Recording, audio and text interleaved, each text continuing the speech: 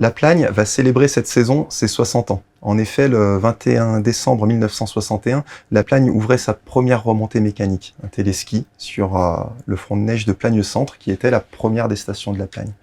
Aujourd'hui, 60 ans plus tard, La Plagne, c'est 11 stations, c'est 55 000 lits, c'est une position de leader international en termes de stations de sport d'hiver et de destinations de montagne.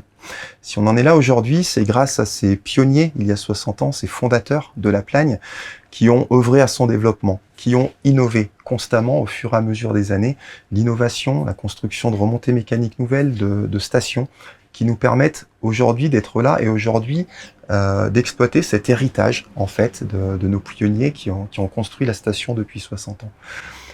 Alors que faire sur un anniversaire de 60 ans, c'est tout simplement penser à tout ce processus qu'il y a eu et se projeter également sur les 60 ans qui viennent.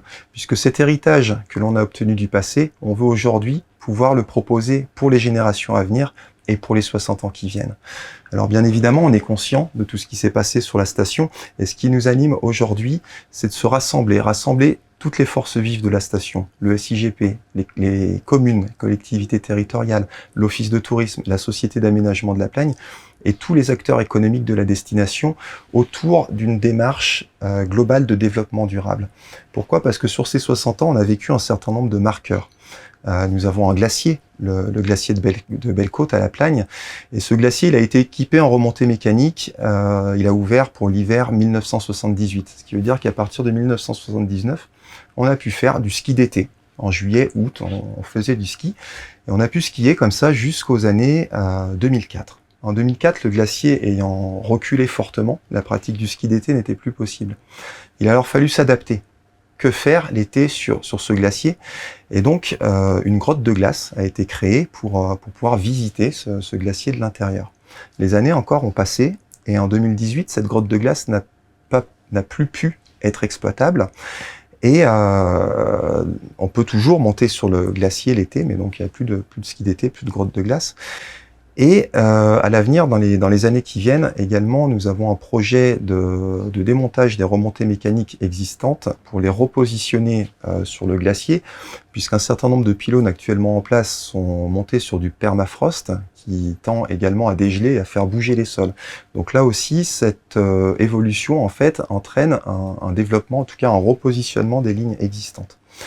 C'est une notion importante quand on parle de développement durable, parce qu'aujourd'hui on est témoin de ce développement, on est témoin de ce changement et on a ce marqueur géographique, ce glacier sur le territoire, qui fait quand on regarde les différentes étapes de la vie de la station, aujourd'hui on peut être que sensibilisé à cela, puisque c'est notre domaine, c'est nos espaces naturels qui nous font vivre.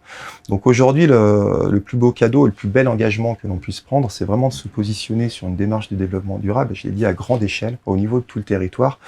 On a des réflexions sur le fait de rouler avec des véhicules à faible émission de CO2, sur le fait de travailler autour des observatoires environnementaux avec la Société d'aménagement de la Plagne, travailler avec les acteurs économiques du territoire, là aussi, pour aller sur des activités qui permettent le plus grand respect de l'environnement. Donc c'est l'engagement qu'on prend aujourd'hui, qu'on se doit de prendre. Et avec la notoriété que la Plagne a acquis pendant ces 60 années, cette position de leader international, aujourd'hui, au-delà de prendre ce tournant, on doit sensibiliser autour de nous, sensibiliser les vacanciers, sensibiliser notre clientèle à toutes ces notions de développement durable, puisque on a la chance sur le territoire d'avoir ce marqueur géographique, mais c'est quelque chose qui nous touche à l'échelle planétaire, et aujourd'hui la Plagne en est conscient, la Plagne prend les engagements, et la Plagne se positionne sur les 60 ans qui viennent, dans le but de laisser cette montagne et cet espace en héritage.